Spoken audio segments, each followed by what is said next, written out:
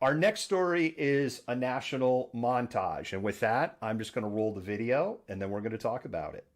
A Democratic chairwoman of that House committee is now receiving death threats because of the election. Secretary of State Jocelyn Benson is speaking out tonight about the startling weekend protest right outside her own home. People showed up late Saturday, some carrying guns to protest claims of election fraud. They have people doing caravans around their house. They've had people come onto their property. Trisha, his wife of 40 years, is getting sexualized threats through her cell phone. Tonight, another round of threatening letters containing a kill list has been sent to leaders in Portland's black community. Joe DeGeneva today asked for Chris Krebs, a patriot who ran CISA, to be shot. One of the protest organizers, Joey Gibson, tells me while the employee did not come out of his home, he hopes he heard their message. We begin with that chaotic arrest of a Staten Island bar manager who is defying COVID-19 restrictions. Investigators say the man hit a sheriff's deputy with his car overnight, dragging him for about 100 yards. This group here all carrying what appear to be AR-15s, and they have handguns on their hip as well. There's another gentleman here with a rifle and strapped to his chest. Also new tonight, Arizona's top election official is reporting a death threat.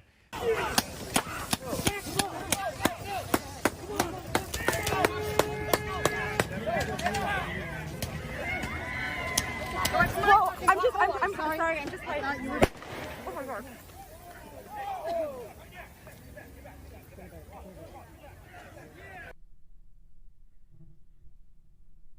It has all gone too far. This section is brought to you by Soup for your family.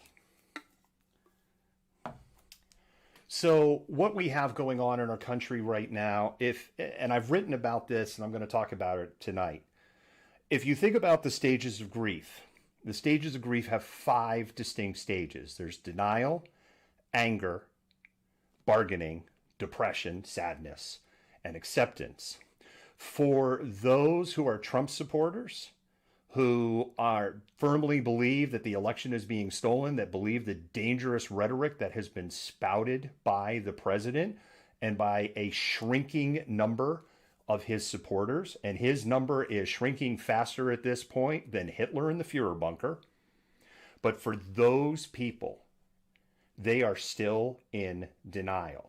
And what's happening is that some of them are starting to get the reality that the clock is running out. And we're going to talk about the clock is running out. And the next step that is going to go into that is anger. And anger is typically expressed, as we can see, with violence. All of those clips are within the last 4 days. Want to make that, let me say that again. All of that little montage of clips of increasing violent acts from the political right, including people shot, people run over, officials threatened with guns at their home, death threats by phone and email, threats of sexual assault. All of that has happened in the last 4 to 5 days, and it is not going to get better. It will get worse before it will get better, because there is a subset of people that have become radicalized from this message.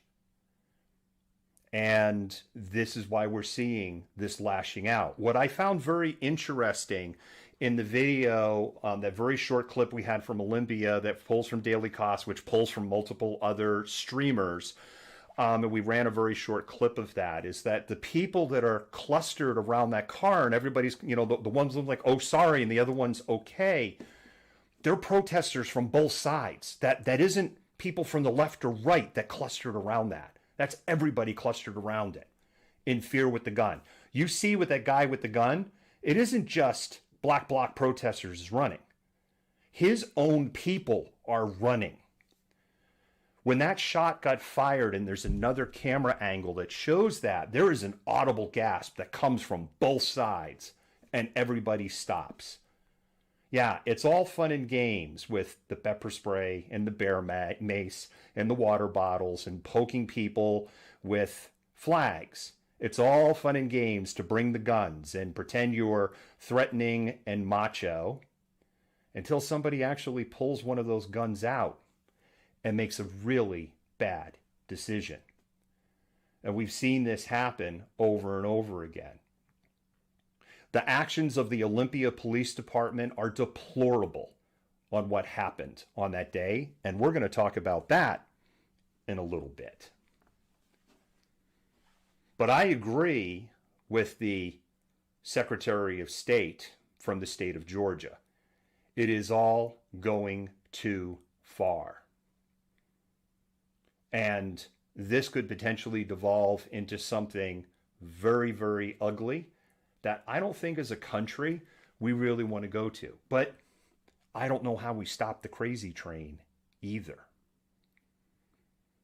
But I do know that if you are going out to protest, particularly if you are protesting for causes that are on the left, you should realize that you are going into a potentially very hostile environment where all it's going to take is one bad actor to make some really bad decisions.